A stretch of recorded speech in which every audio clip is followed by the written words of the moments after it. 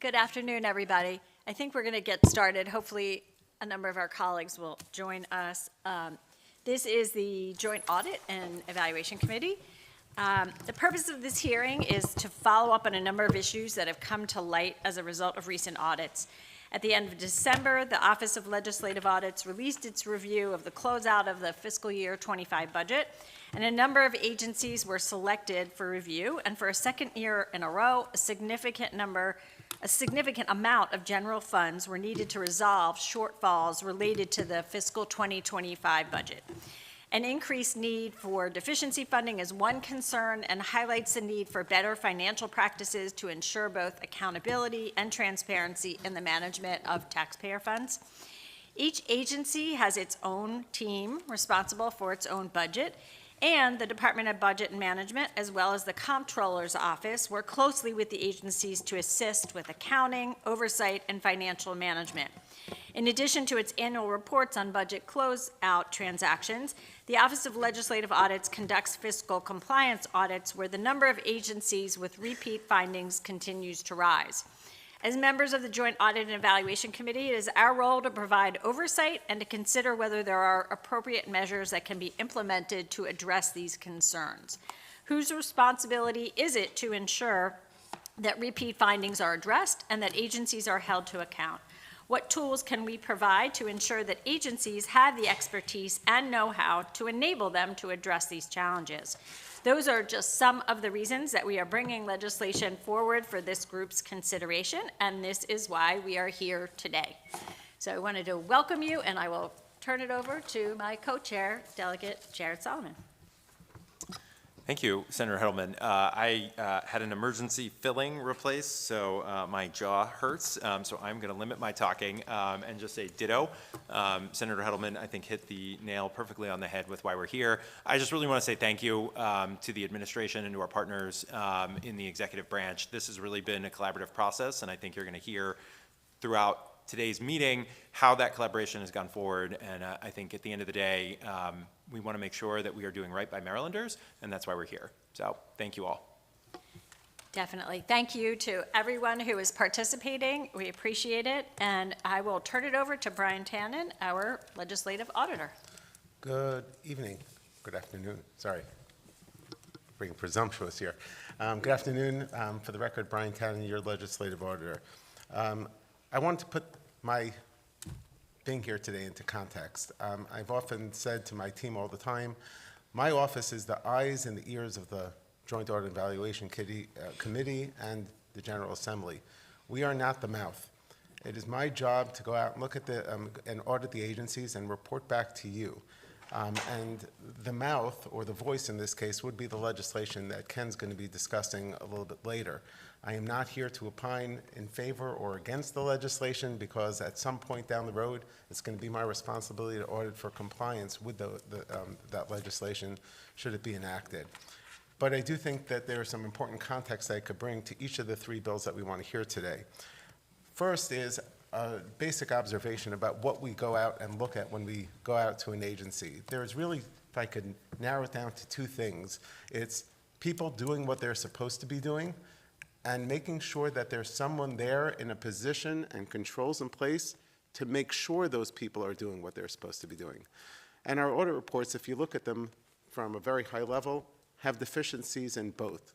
Which one came first, the chicken or the egg? Someone's not doing their job, and there's someone at the agency, or there's not enough controls in the agency to make sure that that person was doing it. The best example I could bring to that would be the famous health department finding where they didn't realize that they had not requested $1 billion worth of federal fundings. And someone had the job to do this reconciliation. They left state service. They never filled in somebody to do the reconciliation, and it just went unnoticed. So you do have the part where somebody didn't do their job, but more importantly, there was no control in place to make sure that that vital reconciliation was being done that allowed that to go on for years and build up to almost $1 billion.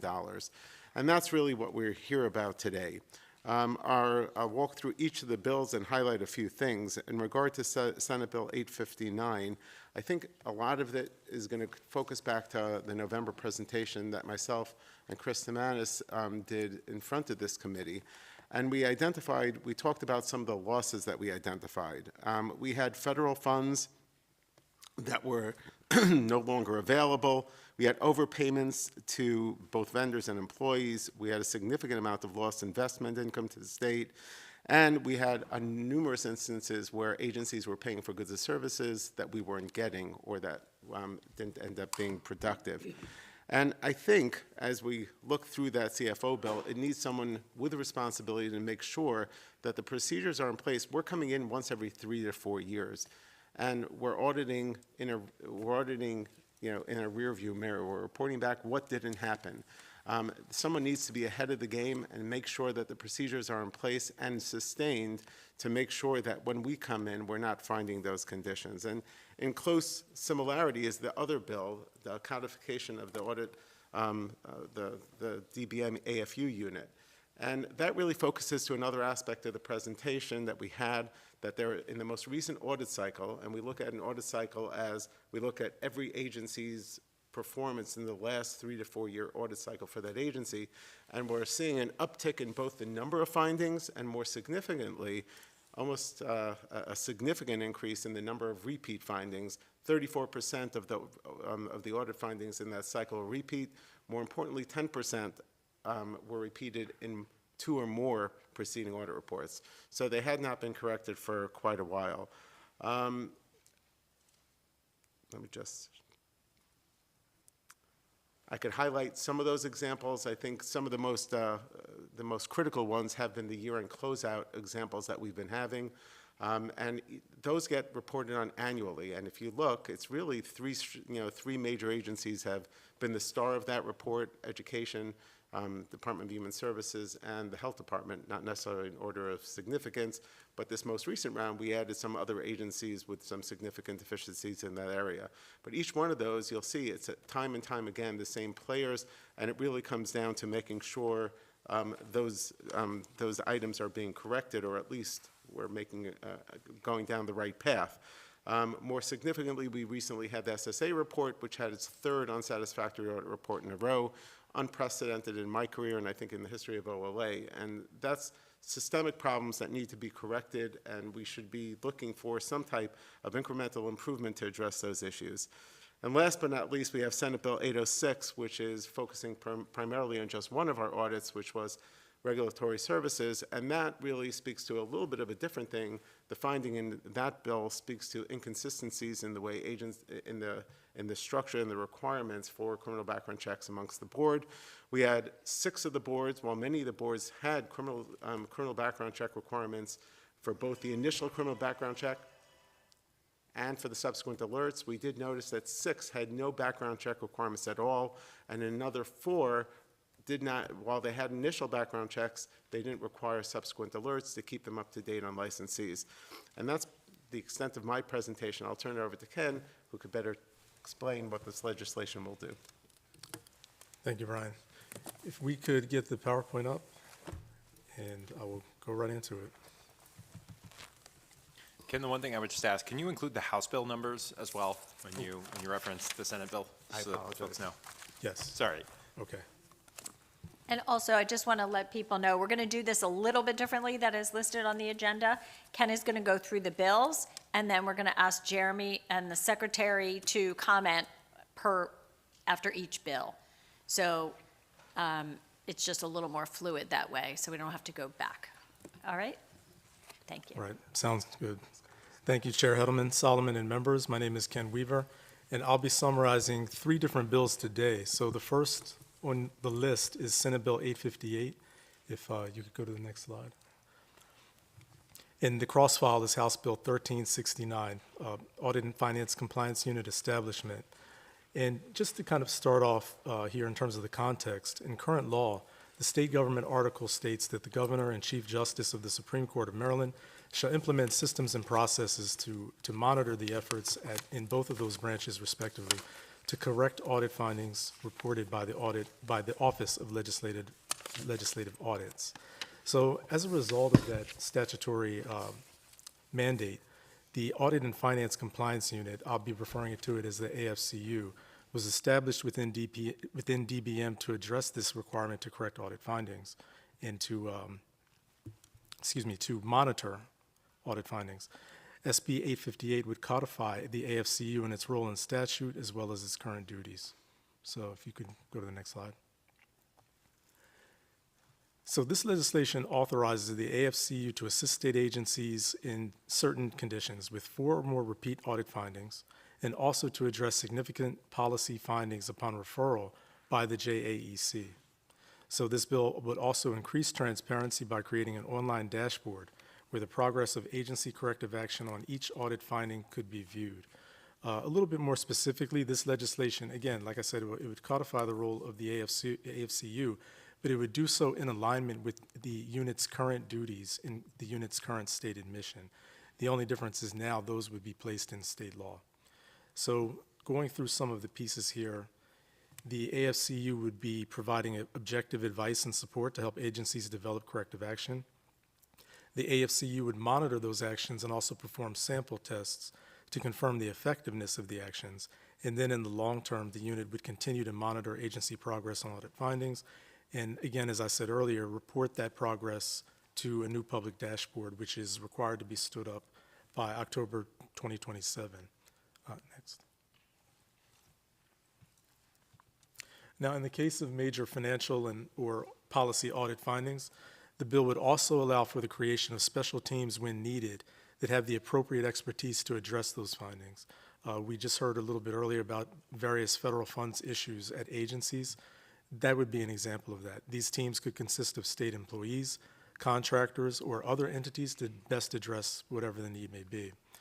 Also, with the centralized assistance provided for in the bill, common audit findings that we've seen across various state agencies could be addressed across state government rather than piecemeal, agency by agency. And as part of its continued support, the AFCU would be authorized to implement proactive steps to prevent future audit findings. So again, in closing, this bill and its cross-file do not create a new entity. It just codifies the AFCU and its duties within the already existing framework within DBM. If you could go to the next slide. So moving on to the second bill, this is Senate Bill 859. Wait, Ken? Yes. Sorry, I thought we were going to give them the opportunity to comment on the first bill. Oh, okay. Let's go back then. Thank you. Yes, any questions for Ken? I'm sorry, it's hard for me to see. Senator Lamb. All right, thank you. I guess for legislative audits, for the Office of Legislative Audits here, on this piece, are you anticipating that, will they be able to include some of this in the response that comes back to you and then that you would include in your audit reports? Some of the information about, because when you do your audits, you have, you give the agency an opportunity to respond, right? And for repeat audit findings, do you anticipate that some of the information, for example, the dashboard and all that might be included as part of the report that OLA will put out? Again, I'm not here to speak to the specifics of the bill. I think what Ken was saying, the dashboard would provide the transparency beyond just my office. It would be something that would be make the current status of those findings, including repeats. And I didn't mention this earlier. We have to address the current findings before they become repeats. And so I think that's one of the benefits, of having the dashboard that he's saying. But I believe it's going to be providing the status of those findings not just to my office, but to anyone who would be accessing the dashboard. That's accurate. Yeah. I guess I was getting more at the context of why a repeat audit finding might be occurring, right? So the dashboard, and again, it hasn't been created yet, so we're kind of anticipating what might come out of this, but it may not, the dashboard may just give the data and what the current status is without like the additional context. I think oftentimes in the correspondence that goes back between OLA and the agency, there is additional context that's provided descriptively as part of that. So we do plan on, I will continue to provide the information that we have. When it's available, we do try to put the context of a cause when we put it in there, whether it's because, they didn't have the personnel available. But ultimately, it's going to be the agency's response that would provide the insight into how we got there, and that will continue to be included in the appendix to the report. During the interim, I don't know to what extent that bill would address All right, any thank you. changes. Senator Hester? Thank you, Madam Chair. I have to say, I really like this bill, although I find it unfortunate that we've gotten multiple agencies with repeat, findings. My question is on, pages 3 and 4 of the PowerPoint, and that's whether agencies with repeat cyber or PII findings would also receive support from the AFCU, and whether or not a special team, might be assembled, possibly including the CISO, to work with those agencies with repeat cyber or PII findings. Yes, Senator, I think certainly anything that's going on in terms of IT projects and cybersecurity findings, they could be, for example, directed if the JEC wanted to direct the AFCU to look at particular cybersecurity findings outside of, anything that's going on, that could certainly be allowed by this law. But in general, anything, if we're talking about a situation where perhaps they had 4 cybersecurity audit findings, they would automatically be looked at by the AFCU anyway. Yeah, I think we might just have to, because we redacted a lot of the ability of specific people to look at these, we might have to enable members of the I see where AFCU, you're and at. in particular, a special task force, to be able to see the redacted cybersecurity and audit findings. Right, I see what you mean. And we could definitely take that into consideration for any potential future changes, because the special teams that would be basically corralled to deal with extraordinary problems, those could consist of consultants and other outsiders. So yes, that's a great question. That would probably have to be addressed. Okay, I'd So be that they could happy to view work on those. an amendment for that.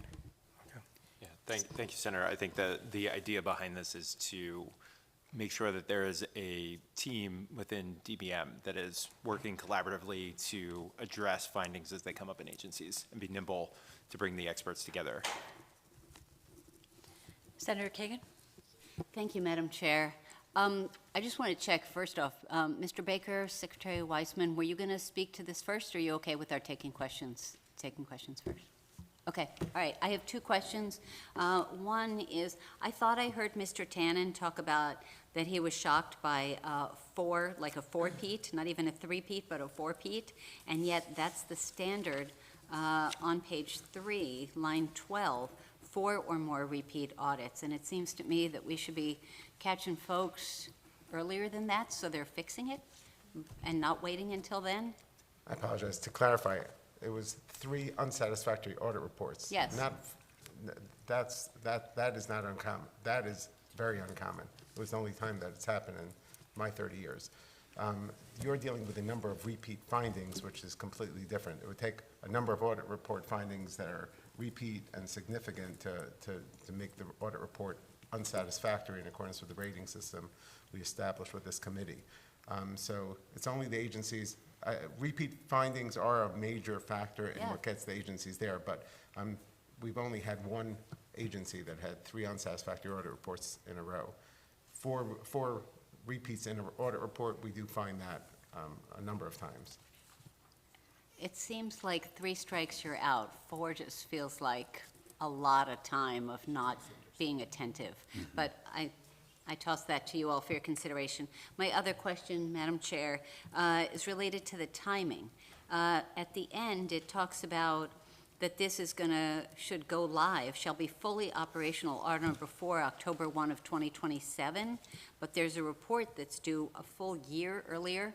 The bill is supposed to go into effect July 1 of 26, but it asks for reports on or before October 1, 26 and October 1 of 2027, which don't really mesh with the, I don't understand what the thought would be after 3 months. Yeah, the extra time was given for the agency to be able to stand up the dashboard and get all the tech together and whatever that would need to be. So an additional year was put on top of that for So- those purposes. So it's going to take 15 months to launch this fully? Correct, as in the current posture of the bill, correct. and yet there's supposed to be a report 3 months after the legislation goes into effect? Initially, yes. So the idea here was that the dashboard was to account for time for the dashboard, the technological needs, which at this time are not fully known. It's possible that the agency might have a little bit more insight into how long that process might take. Okay, thank you. Thank you, Madam Chair. Senator Brooks? Thanks, Chair. Yeah.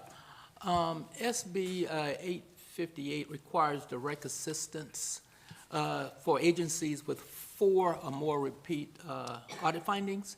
Okay, based on the recent OLA report, how many state agencies currently meet that threshold? And does DBM have the existing specialized staff to provide direct assistance without additional, say, fund appropriations? I don't have it in front of me, but I believe currently there are 4 agencies that had 4 or more repeat findings in their report. There is already an existing policy in place. Some of it's in statute, some of it's based on JHC requirements. When an agency, and I believe the 4 or more repeat, requires quarterly status reports to be submitted, and I believe there are currently 4 agencies, 4 audit reports that 4 or more repeats that we're tracking. I see. And the number's dynamic, as you know, another report comes out, could add to that list. Okay, And all right. Senator, I think actually this is a really good transition. Maybe we'll turn it over to Jeremy Baker and Secretary Weissman, because I think many of you know there's money that's been allocated in the governor's budget specifically on this issue in a really proactive manner. So I think there's a good transition to hear from the administration, and then we can open it up to questions. Yeah, so first I'll, if I may, Mr. Chair, Madam Chair, I'll address Senator Hester's question about the unredacted. AFCU gets the unredacted. And I'm giving you that because my mic is on, not the secretary's. Otherwise, it's coming from him. Thank you very much, Jeremy Baker, Chief Legislative Officer, to Governor Moore. Appreciate the importance of the work we've been doing together. We have indeed, Mr. Chair, Madam Chair, submitted a budget with $24 million included in it to address repeat findings and audit issues. Of that is 2 pins for AFCU. I'll let the secretary sort of speak specifically to the bill, but just give you guys a little bit of how we see this work and where we're headed and what we're doing. You know, again, we see much of the legislation before you as a tool to eliminate confusions and disagreements. We see it as, you know, you'll hear more about the work that we're doing currently right now to that end. We think we have the ability to embrace best practices together and sort of create a new standard for fiscal responsibility. We sort of live in a post-fact world at this point. And it's politicized, and audits can and should be the backstop to separate fact from fiction, our fiscal practices and reality from feelings. So we are very excited to be here in that regard. As we all know, modernizing state government while partnered with a chaotic federal partner is not easy, but we are here to do the work. We do believe in these bills, and the conversations we've been having, particularly with the chair and the vice chair, about amendments to those bills and work yet to be done, have been very productive and fruitful. So with that, if you're comfortable, Madam Chair, Mr. Chair, I'll turn it over to Secretary Weissman. Appreciate that, Jeremy. Thank you, Chair Hedelman, Chair Solomon, members of the committee. Thank you for the opportunity today. For the record, Jake Weissman, Secretary, Department of Budget and Management. I want to thank the both of you for the collaborative conversations that we've had on these bills. This one and the one to follow. Throughout the process, our discussions have not been about whether the goals are worthwhile. We share the same objectives of strong financial management, meaningful accountability, and effective oversight of state resources, which means instead our work together has focused on implementation and making sure that these policies function well in practice, can be sustained over time, and ultimately strengthen state government operations. And across both of these bills, we kept turning to the same question: right, about implementation. How do we improve ambiguous language? How do we avoid being so rigorous that it can create unintended consequences? And how to ensure that new requirements are realistic for the staff responsible for carrying them out. So on Senate Bill 858 or House Bill 1369 regarding DBM's AFCU division, I want to recognize my colleague, Joan Peacock, who I know is very familiar to committee members. Joan and her small team have provided assistance to many of our agencies, and as Mr. Baker mentioned, we've already submitted in the governor's allowance 2 additional pins in the budget to strengthen that work. I appreciate the committee's recognition of the importance of the AFCU in looking to codify their successful approach and expand the amount of positions in the unit to ensure the work the committee is looking for can be fully accomplished. In discussing this bill, we found a lot of areas of compromise, and I appreciate that willingness to revisit and clarify some of these, the bill more closely with the shared policy goals of ensuring that AFCU assists agencies in monitoring corrective actions to prevent repeat audit findings. As discussed with the chairs, we appreciate the resolution of separation of powers concern and the removal of provisions that would have created constitutional challenges and aligning the charge of AFCU.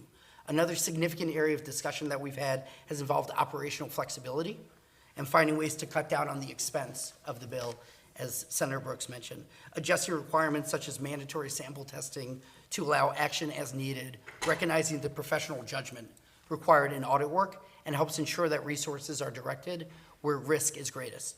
Similarly, removing of specialized teams is a recognition of the work that AFCU already performs and provides the flexibility while avoiding any unnecessary waste. When it comes to the proposed public dashboard, we've had a lot of conversations about a coordinated reporting approach involving the Joint Committee, OLA, and DBM. Transparency remains a shared priority, and it is essential, and appreciate the discussions around the dashboard, around biennial reports, as well as action plans to be reported to AFCU. This approach can help balance transparency with data accuracy, federal compliance consideration, and practical implementation realities. Across both bills, these discussions have been about the shared commitment to getting this crucial policy right, not just conceptually, but also operationally. Thank you, Madam Chair. Thank you, Mr. Chair. Thank you very much. Are there any questions for Jeremy or Secretary Weissman? Senator Lamb. Thank you, Madam Chair. This question's for Secretary Weissman. So I guess, we have certain folks like Ms. Peacock, who's been before this committee quite a bit about repeat audit findings. How many people currently serve in that office? There are I'm looking 3 in the office focused on the AFCU work. Got it, okay. And so this would add 2 more. So in the budget proposal was 5. This budget will require significantly more. Depending on how the bill is amended, will change how many people, but we're talking probably in a range of 20 people to be added. So maybe you could just run that one more time. So there were 2, I think they were proposed for 2 additional people, but you're saying now this will expand to The 20. budget as introduced, ignoring this bill, already added 2 additional positions. Already added to, in the proposed, In the governor's the proposed. governor's allowance, yes, sir. Okay, got it. And then maybe you can illuminate us on, was it really, so we've had a lot of repeat audit findings, obviously, that's why we're talking about this topic. The number has gone up over the years, as you've probably seen, and we've seen as well. Is it really just a personnel issue in being able to have folks at DBM monitor this, stay on top of agencies to be able to address these repeat audit findings? Perhaps in this instance with this legislation, what you're looking at as well is for maybe folks from DBM to be more highly involved, hands-on with some of the departments that have these repeat audit findings to help them through those findings. But, I guess what you're saying is that by increasing the staff of the office, you'll be able to address and reduce the number of audit findings that we have seen continue to increase over the last couple of years.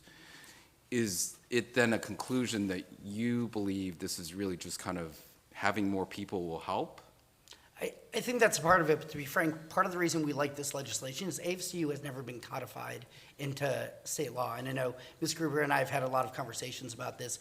AFCU being in state law by itself gives it more authority and more ability to aid departments and kind of hold them to account in addressing repeat audit findings, right? What this legislation does, aside from some of the ideas it has and some of the ways that it helps create more enforcement and transparency, is it also creates an actual codification of a practice that has been in state law, except at a level and a scale that allows it to grow in that regard.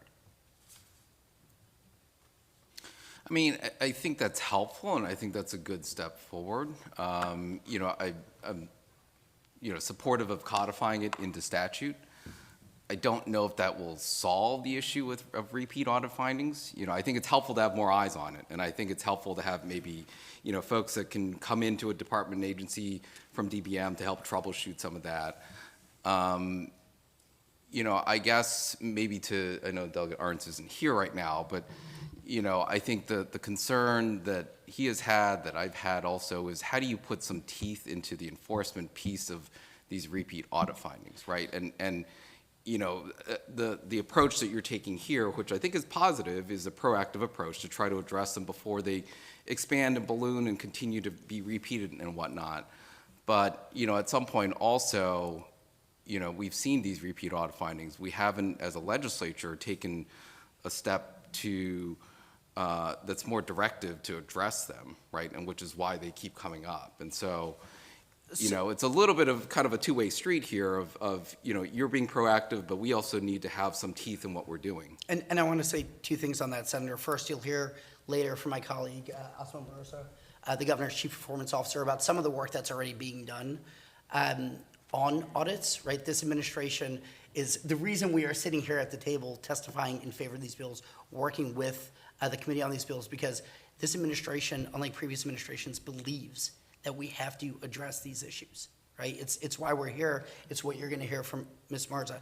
The second thing I want to point out, and it goes along this, is there's $5 million in this year's proposed budget from the governor, right, in the dedicated purpose account for the express purpose of addressing repeat audit findings. Completely agree with you. It is not just a matter of providing assistance. What we recognize is there are root causes among these repeat audit findings that we have to find and figure out how we can address, but there are also one-off costs, right? There are audit findings that can be addressed with better technological resources or staffing capacities or any other issues that in the past have been part of the usual budget cycle, right? They haven't been spotlighted.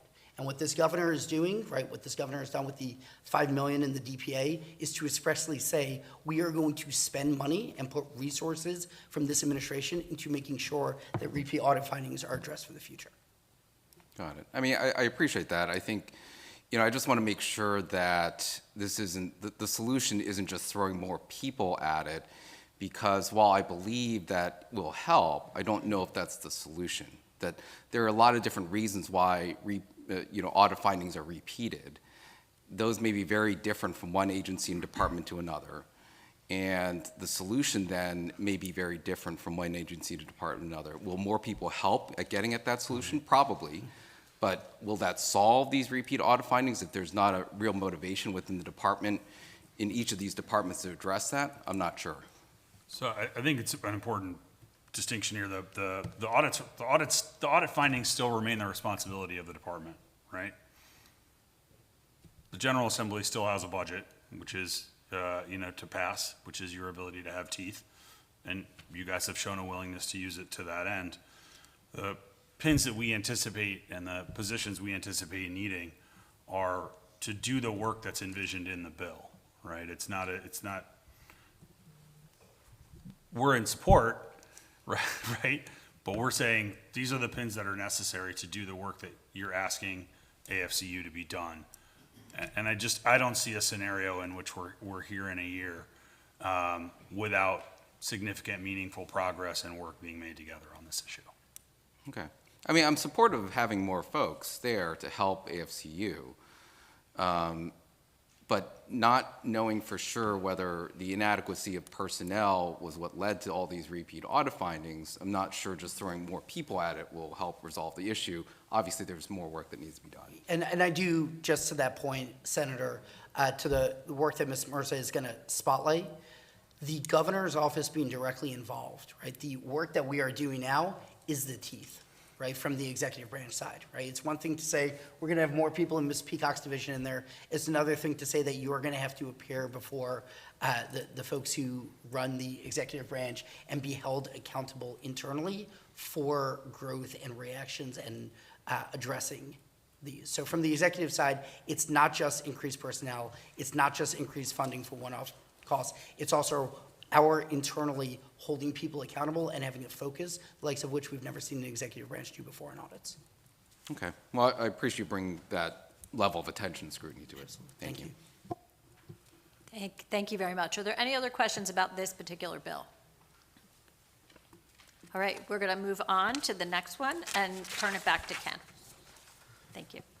Thank you, Madam Chair. If we could go to the next slide. So the second bill is Senate Bill 859, State Fiscal Leadership Capacity. This legislation establishes educational and experience guidelines to ensure that certain state agency CFOs have the appropriate qualifications that go along with the significant fiscal responsibilities of the position. In terms of the qualifications, this legislation will only apply to those state agencies with a budget of over $2 billion per year, and it requires that the CFO have one of the three qualifications that you see up on the slide in front of you. Number one is that they be a CPA with 5 years' experience in fiscal management, with a minimum of 2 years in high-level management, or they can possess a master's degree in business administration, finance, or a related field with 3 years' experience with a minimum of 2 in high-level management, or lastly, have at least 10 years' experience in fiscal management with a minimum of 5 years of documented experience in a high-level position. If you could go to the next slide. So those are the three qualifications in terms of education and experience, but this legislation also authorizes exemptions to the state pay plan by the Secretary of DBM to assist in the recruitment and retention of CFOs. I would also note that there is an amendment on the House side where CIOs, or Chief Information Officers, will also be added to that, where an exemption could be authorized. And again, that would be for recruitment purposes. So the next piece of this is that recent audits have showed significant issues with accounting procedures and controls over certain financial activity, including federal funds, and for that reason, Senate Bill 858 and not the exact cross-file, but in the almost exact House version, require the CFO to ensure that all financials are accurately reported to the comptroller at the end of each fiscal year. And it also requires the CFO to certify that any federal fund receivables can be directly associated with a specific federal funding stream that the state can reasonably expect to receive. And if you could go to the next slide, there's one other change in the House version as well, and that has to do with additional provisions for liquidated damages. So state agencies have also had issues in recent audits due to the failure to pursue liquidated damages as allowed under state contracts, and these occur in the event of a contract breach. The cross-file, HB 1422, would require agency CFOs to provide documentation to the BPW as to why they're not going to pursue liquidated damages in that particular case, and then they will have to obtain permission from the board to not pursue those funds. So that ends the description of the bill. If there are any questions, I'm happy to address that. Are there any questions for Ken about this bill? Okay, if not, we're going to go ahead and ask Jeremy and Secretary Weissman to comment on this bill.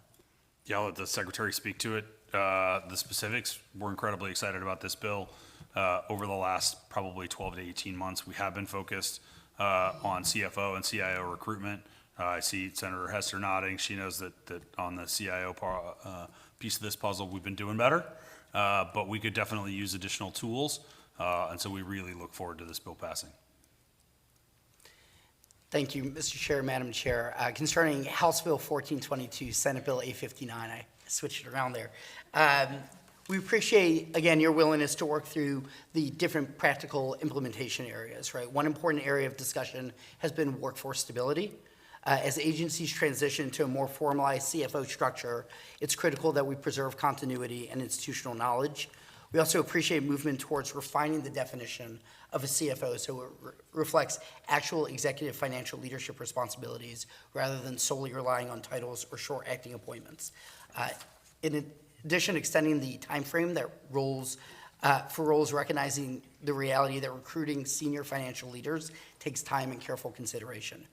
Another important area where we've had some great discussions has involved recruitment and compensation flexibility.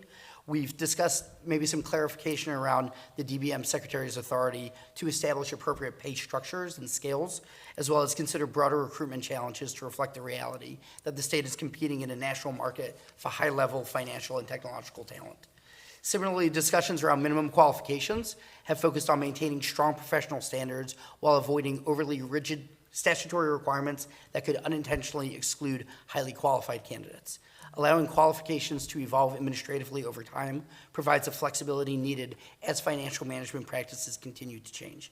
We look forward to an opportunity for the folks in OPSB to work in collaboration with staff in the Comptroller's Office to ensuring criteria which will ensure that we have strong CFOs at these critical agencies. And finally, we appreciate ongoing conversations about the reporting provisions. Accountability is essential, but reporting requirements must be clear, achievable, and aligned with existing oversight structures so that agencies can focus resources on managing finances effectively rather than navigating duplicative processes. Our team has worked with folks at the Comptroller's General Accounting Division with some proposed changes which will ensure the intent of the committee is met while striking the critical balance. Thank you very much. Thank you. Are there any questions about this bill? Senator Lamb. Thank you, Madam Chair. Appreciate the work behind this bill. I just wanted to touch on the liquidated damages piece because this is something that we had looked at, I think, previously and might even had legislation trying to address liquidated damages before with some level of oversight or approval of. Just to be clear, this provision as it's drafted, unless there are other amendments, is for any breach not exceeding a certain amount. It's any breach that could incur liquidated damages. If the department chooses not to, or the secretary chooses not to, they have to report that to BPW?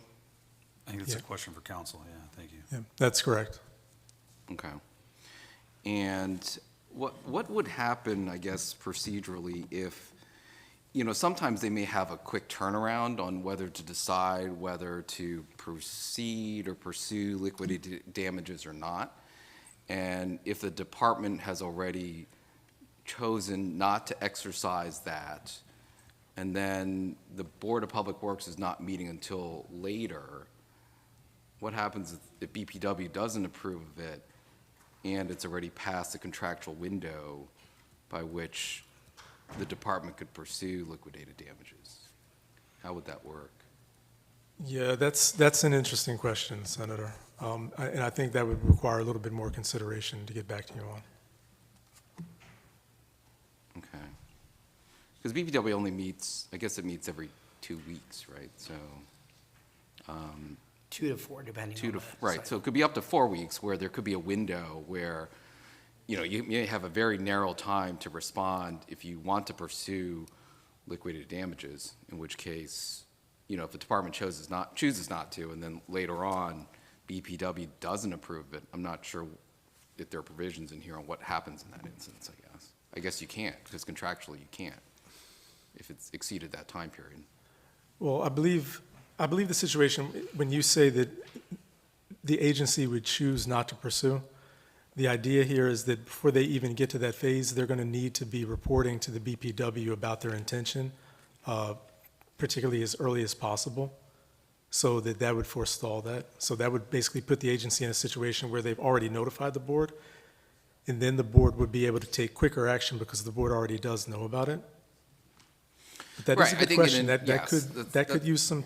There could be a potential to tune that up a little bit, and perhaps put some kind of time limit for the agency to notify. That way, that the situation you're talking about would be that would be mitigated. Yeah, I mean, in I see an what you're ideal saying, though. circumstance, that's how that would play out, right? I think you would have enough forethought or forewarning to be able to give BPW a heads up that this might be coming down the pike.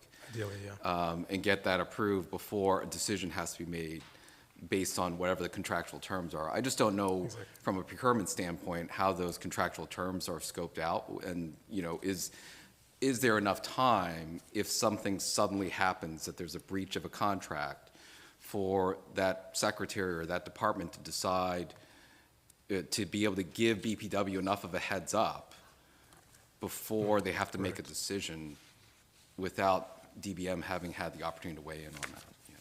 Yeah, definitely. I mean, when you're talking about a situation where you're saying, like, at the last minute, something happens, contract is Or now a broken, it was not significant breach expected, occurs. something Yeah, significant. yeah. Yeah, I can certainly, we'll certainly take another look at some consideration there for some flexibility. Okay, That's a great question. Thank you. all right. And because there's no dollar amount, so it could be any type of breach, right? So, Correct, yeah, it could Yeah. be, yeah. okay. All right, thank you. Are there any other questions on that bill? All right, thank you. Let's move on to the next one, please. Okay, we can go to the next slide. The last bill to review is Senate Bill 806 and its cross-file House Bill 1420.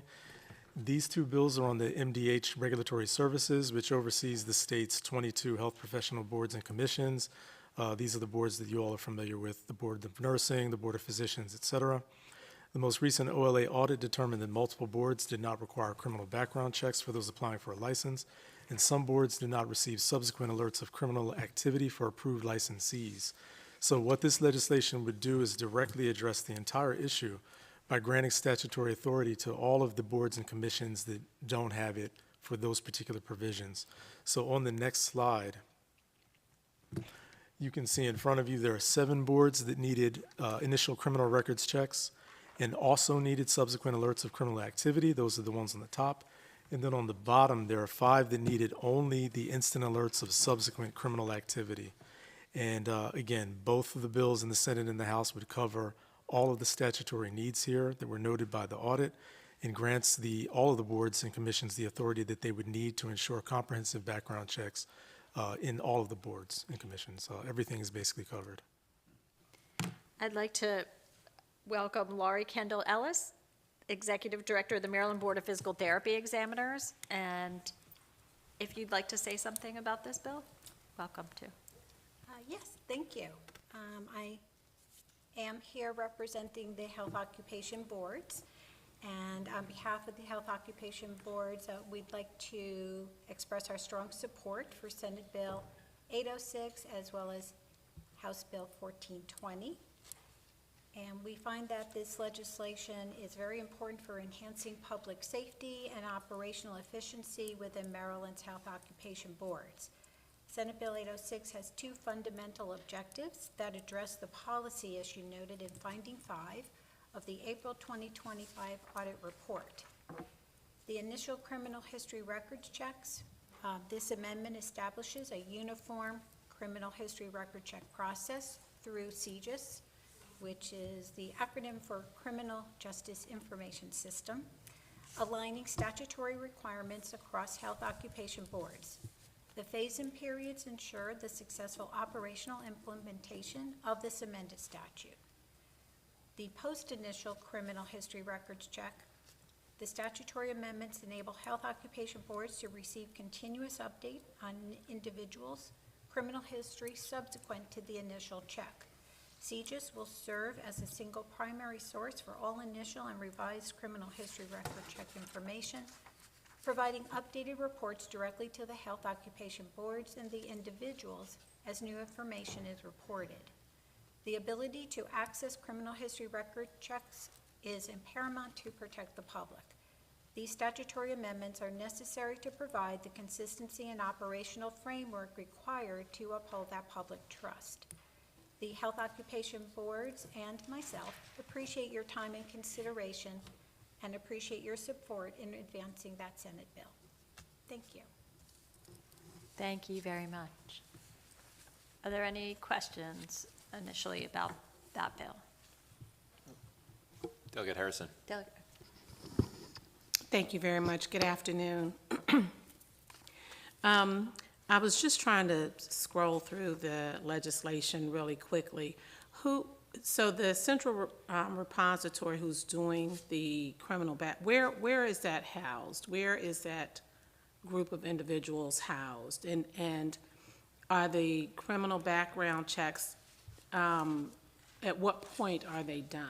Is that when a person is actually applying for the certification? Is it before they start and they go down their path of education? That group, so I've just asked two questions, I'm sorry. I asked two separate questions. Yes. One, the CRS, where is that located? Where is that an outside agency? Yes. Is that? CJIS is an outside agency, and they collaborate with the FBI. They're an arm of the FBI. That's correct. So I can tell you from the physical therapy point of view, our applicants, as part of the required documents that they need to submit for licensing, must go get fingerprinted by CJIS. We do not do that. We do not collect the funds for payment for those services. It's an outside agency. We have no control over the timeliness of that at all. But it is one of the qualifiers that we need in order to have you complete your application for licensure.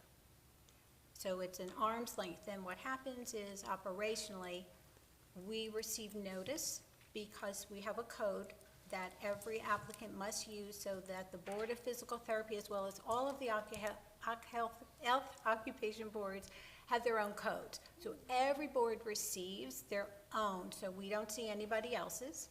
And then we review that once we receive it to see if there's any issues of concern, as well as any discrepancies. We have character and fitness questions. So any discrepancies are flagged. If it needs to be investigated, we will.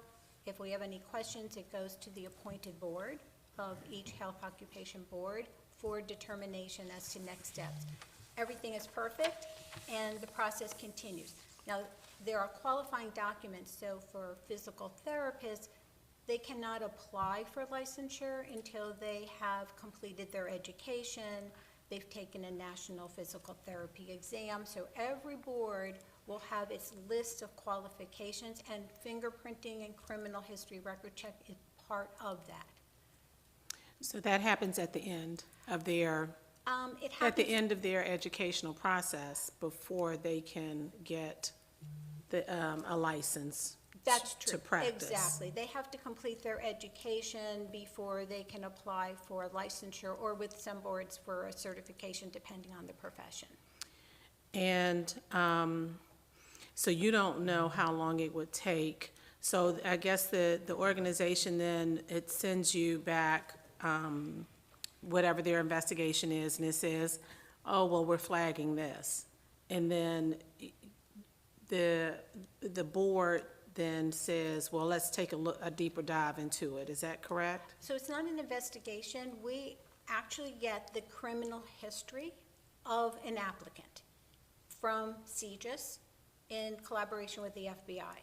We will then look at the results of that criminal history record check, and if there is anything that flags us, so it could be something very egregious and something minor or nothing. And that's how the process would work. Does that answer?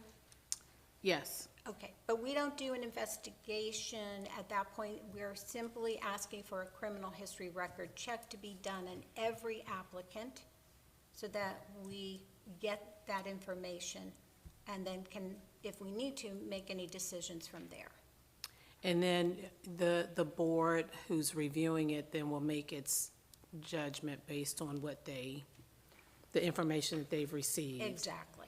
Because it could have been, you know, a college student who's perhaps, you know, watching a football game at a local bar, and they're got a little excited, and that could have landed something. Yes, exactly. Matter of fact, I was giving the example earlier. It could be that you were a troublemaker in high school, and then you found your way, and you're okay, but that DUI might, and probably will be, still on that criminal history record check. Well, that could have been 10 years ago, and you've never had anything since. So those are all the discoveries, but we want to make good decisions, and we can't unless we get those history background checks so we can validate that. Okay, thank you very much. Yeah, no, thank you. Senator Lamb? Yeah, thank you, Madam Chair. This question's for Mr. Weaver, and it's actually on the liquidated damages again, I guess. To follow up, just to clarify, because you had said that, you know, the liquidated damages applies to any breach of contract, but this whole section only applies to agencies that are $2 billion or greater, right? So if it's an agency that's less than $2 billion, this liquidated damages provision wouldn't apply to them. Is that correct? No, I don't think that's correct. I think when you look at the bill, hold on one second. The intent of the bill that was originally stated when the bill was drafted, that the CFO, the $2 billion would apply to the CFO qualifications. So in other words, we have a handful of agencies in the state that have budgets over $2 billion. So only those CFOs would be required to have these particular qualifications. The But it amendment, says- the amendment that was crafted for liquidated damages, that came in later. So the intent behind that is to apply to all agencies. So if there's any discrepancy in the legal language there, I would have to take another look at that. But Okay, but maybe you it's can get us the intended to be separate. amendments, because I'm looking the bill on the website as drafted. As drafted, And yeah. it says in section G, you know, that this applies to, it's regarding this section, but then in paragraph, in section B, Right. under 2-206, it says that this section only applies to units of state government that are at least $2 billion annually in funding or greater, and then that would seem to apply to paragraph G as well.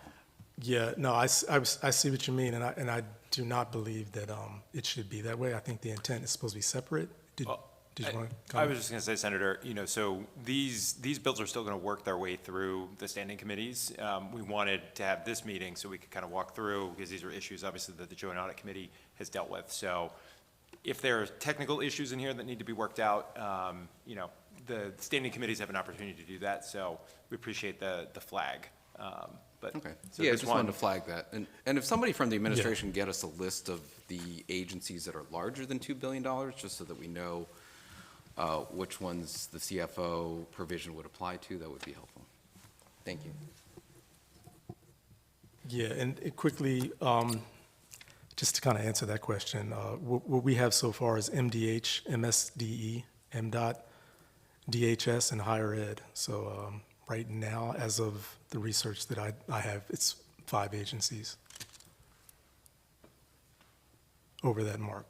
But again, just to clarify on the liquidated damages provision, that was a good catch, because I see what you mean in terms of the way it was drafted. But again, that piece was put in at the very last minute because of timing considerations. So we'll definitely take a look at that and make sure all of those technical considerations are airtight. Yeah, thank you. Mention that. Yeah. It's just something I'm sensitive to, because we had a bill that we passed back in 2023, SB 773, that had very similar provisions that we end up stripping those provisions out. Right. So it just looks very familiar here. Right, gotcha. All right, if there are not further questions about that bill, then we will move on and welcome Asma Mirza, the Chief Performance Auditor for the Governor. Great. Thank you so much, Senator and Delegate. Thank you so much, co-chairs, for having me here today. And I really appreciate all the conversations that we've had over the past couple weeks when the governor asked myself and Chief Davis to work more closely with Secretary Weissman, ASCU, on these issues, and appreciate all the conversations we had about our shared goals here. As you mentioned, Chairwoman, my name is Asma Mirza, and I'm the Chief Performance Officer for the state of Maryland. I've been in this role since 2023, and since I've been here, my office, the Governor's Office of Performance Improvement, has been working behind the scenes to improve operations of Maryland state government in key areas using, as the governor likes to call it, data-driven, heart-led approach. And now we're using that same approach to improve fiscal responsibility in Maryland state government and hold people more accountable. The governor recently reinforced this priority through his statewide directive on February 6th to his cabinet to make sure that folks are focused on audit resolution procedures across state agencies in order to strengthen fiscal oversight and responsibility. Our goal in this work is to do three things. The first is to elevate the importance of fiscal responsibility in order to improve internal processes. The second is to dig deeper to identify and resolve underlying root causes. And the third is to build agency capacity to do this work long term. So to do so, the governor in his memo laid out 5 directives to his cabinet that I'll quickly walk through. The first is that within 60 days, cabinet secretaries must complete a review of their agency processes that monitor resolution of issues identified through state and federal agency audits. Agencies should identify and implement ways to improve these processes, and to support these efforts, agencies will pilot an internal management tool to better track findings, inquiries, and associated corrective actions. Second, within 60 days, cabinet secretaries must review recent audit findings and identify areas that can be resolved without significant additional resources. Secretaries should prioritize areas to address, considering factors such as risk, resources, and times to address.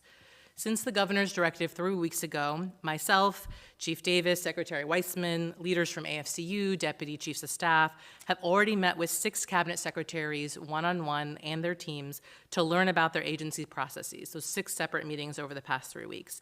These meetings were robust, frank conversations about how agencies are managing their audit findings, what improvements they've already made, and what improvements they plan to make going forward. It was also an opportunity to have these conversations not just at the staff level, but to elevate them to secretaries and identify common themes across agencies. In addition to these meetings, this topic was on the agenda for the cabinet meeting for the last 2 in a row and will be at the 3rd one coming up.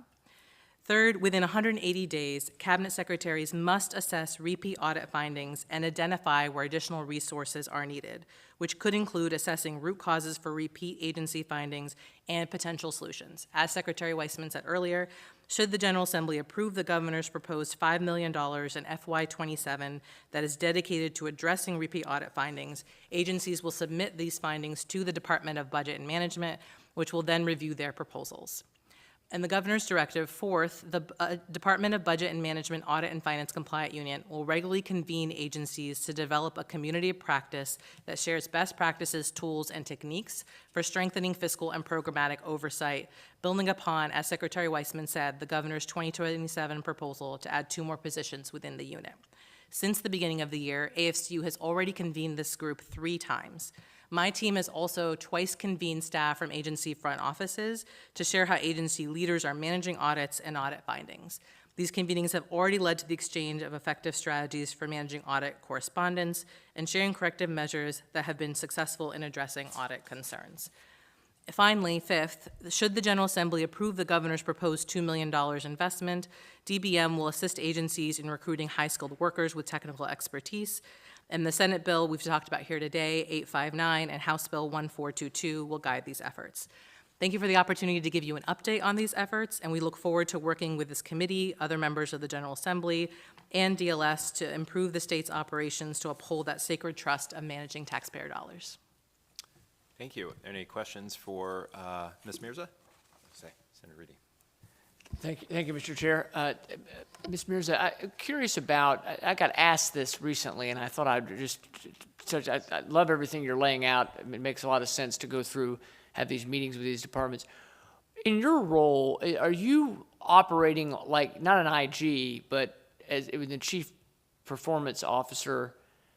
Are there reports you're going to put out, or are there going to be opportunities for our committee to see some of the best practices you've walked through with your understanding? You may have some internal conversations as well, but is there going to be an opportunity for us to see maybe some of the things that have been found so we can be sure we know what's going on? Yeah, absolutely, Senator. I appreciate the question. As you said, I'm not an auditor. That's OLA's job, but we are actively working with the agencies on improving these processes, and we'd be happy to brief the committee as we conclude these meetings on what we're learning from the agencies. Okay, thank you very much. Any other questions? All right. Thank you very much, Ms. Mirza. Thank you, Mr. Baker and Secretary Weissman and Mr. Weaver. Thank you. Yeah, so I think that is the last of sort of our witnesses and official committee business, except one other piece. So we've heard these three bills. I guess need discussion. We are going to proceed to vote in concept because obviously these bills are not completely finished, and as I mentioned earlier, they still need to proceed through the regular order and the standing committees. But the hope is, assuming the committee chooses this path, that we will be able to then recommend them to our standing committee colleagues as joint audit, sort of certified recommended bills in concept. So before we take the vote, are there any questions or discussion? One thing I want to add, this is a work in progress. I mean, these are works in progress. We have, for example, we've also discussed lowering that $2 billion number slightly. There may be some other agencies we want to incorporate into that particular bill. There are a number of other conversations, as the Secretary mentioned, happening between DBM and the Comptroller's Office, the General Accounting Division, to make sure we're not duplicating efforts. And so conceptually, we would like the joint audit, if you are so interested, having the joint audit and evaluation committee's blessing to have these be joint audit committee bills. And of course, they will proceed through the normal legislative process. I know on the Senate side, we have 3 hearings this week on all 3 bills. And they will go through the normal legislative process, which does include amendments that we've already been discussing with the administration, with the agency, and with each other to coordinate House and Senate compatibility between the bills. So, for example, I think Mr. Weaver had mentioned the liability liquidated damages, BPW process. That I imagine we would want to incorporate on the Senate side as well. And the CIO, including that in the qualifications, as well as the CFO. So is there a motion, or would anyone like to discuss what we've just laid out so far? Yes, Senator Kagan. Is it, it was noted in the second bill, Senate Bill 859 and 1422, I think was the one where they said that the Senate bill and House bill were not identical. Is it fair to assume that the goal will be that the Joint Audit Committee's report and endorsements would mean that both the Senate and House versions would be identical? That's the intention. We have been working together very closely, and that's the intention, is to track them identically through the process. Correct. Senator Reedy?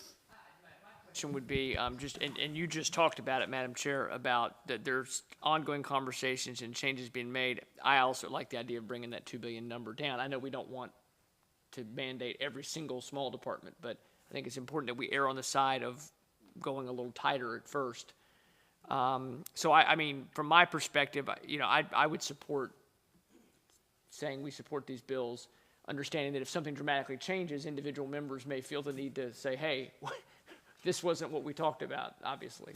So Absolutely. And we will do, I mean, given the pace of change here, at least I'll speak for myself, I'll do my best to keep my Senate colleagues in the loop with those changes as we progress. Same, and I know from the speaker's perspective, this is one of her top priorities. And I think the hope was, obviously, we've got, I think, a diversity of standing committees represented on the Joint Audit Committee, so we wanted you all to be engaged on this in a way so that when they do come before the standing committees, and some of them come, most of them come to one set of committees, some of them are spread out, but we wanted folks on the committee to be read in and, part of the conversations. So then when they come to the standing committee, there's sort of already a pre-existing base of knowledge here. Right. I know 2 out of the 3 go to budget and tax, and the 3rd goes to finance on the Senate side. Just FYI. Senator Lamb? Thank you, Madam Chair. I find myself agreeing with my colleague from Carroll and Frederick County a lot, but I would also support a relook at that threshold for the $2 billion mark. I think, so just ditto to what Senator Reedy said. I think we all agree. Yep. Yeah. We have to find a sweet spot. All right, is there a motion to support these bills as Joint Audit and Evaluation Committee bills in concept? Is there a second? All in favor? Aye. Anyone opposed? All right, thank you very much. Excellent. The last thing that I will say before we officially adjourn, you will notice, if you are studious, there are other bills that have been listed that are just house filed. We are continuing to work in collaboration, so there's 3 other bills that address a lot of the other issues that we've dealt with this year. We all know the deadlines for dropping sometimes means that bills get drafted for preparation one chamber versus another, but those conversations remain ongoing between Senator Hedelman in the Senate and the House, and then we've been working, again, hand in glove with the administration and the individual agencies. So just keep an eye out. There may be other pieces of legislation advancing forward as well that we'll keep you abreast of, but just wanted to make you all aware of those as well. And with that, I think we're I adjourned. think we're adjourned. Thank you. Thank you very much. And thank you to everyone who came and testified and spoke and shared their knowledge with us. Thank you.